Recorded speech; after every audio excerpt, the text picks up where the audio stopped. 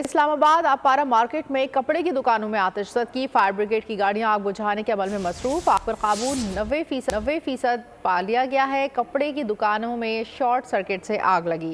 इस वक्त आपको खबर दे रहे हैं इस्लामाबाद अपारा मार्केट से। मज़ीद तफसीलात जानेंगे बोल न्यूज़ के नुमाइंदे अली शेर से। जी अली शेर।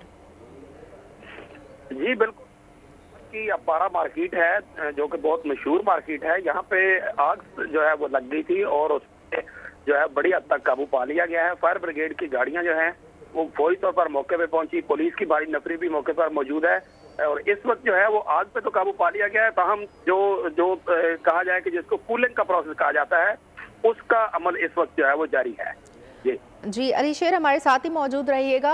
आपको अपडेट कर रहे हैं, साबिक वज़ीर आला परवेज इलाही की अडयाला जेल में तबीयत खराब थे। सब्सक्राइब करें और बेल दबाएं ताकि कोई खबर रह न जाए।